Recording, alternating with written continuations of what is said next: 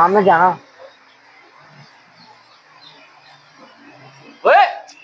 ओ भैया साहब एक्टिंग ला रहे जे बेटा मैं तेरे अब्बे नु फोन करदा उठ जा उठ इब्राहिम भाई घर आ गया फिर मिल के आइए इब्राहिम भाई चेक कर चल यार।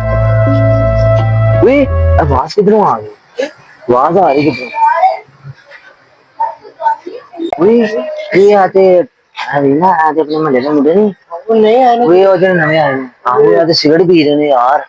वे पिड्डे जी गई तो सिगरेट पी रही हम चेक कर तू। ओए इब्राहिम भाई दस का नहीं चला चला चला। अच्छा चल सही है। और सुना ठीक ठाक है? कितनी साल उम्र होगी तेरी? 11 साल उम्र होगी तेरी। फिर पढ़ने नहीं जाना है कि नहीं जाता है? कौन सा स्कूल जाता है? उस वाले क्या नाम बता? गवर्नमेंट स्कूल में जाता है। सही है। फोटो नहीं सब ठीक ठाक है?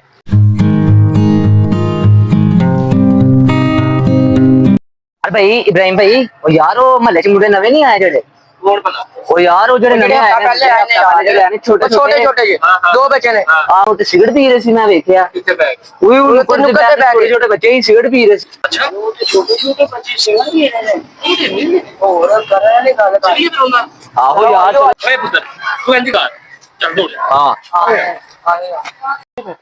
ओए भाई राम ना जान ऊपर तो बैठे ने राम ना जाना।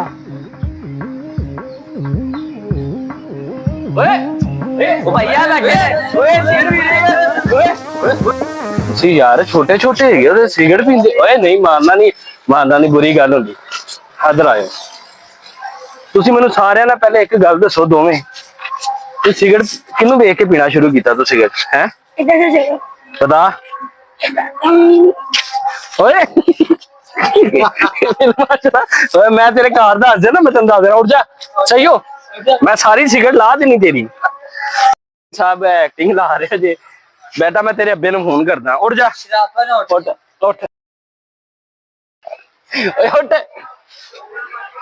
जुत्ती क्यों लाई हो? हेलो पापा अन्ना ने बोले चीची दीवी वाले ने चीची दीवी तेरी क्यों गल्ला आ रहा था? ओए सीरियस हो सर थल्ले रख जुत्ती हुन ना मेरी सुनो गल तुम भी बड़े आराम नाल ठीक है हालत ए बटन बंद कर बटन बटन बंद करन दा क्या ओए मैं ना तेनू एक छपाटा छड़ना ना ते तेरी सारी उतर जानी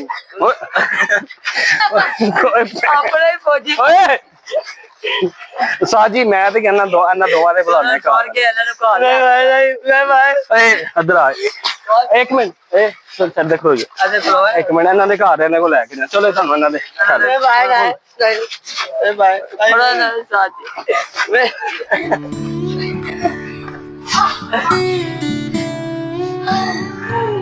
आज से हो गया मजाक है सारा ठीक है।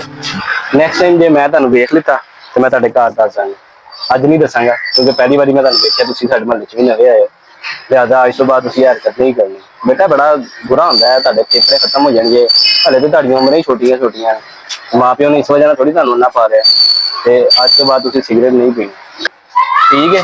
आज के बाद नहीं पिएंगे नमाजी पढ़ेंगे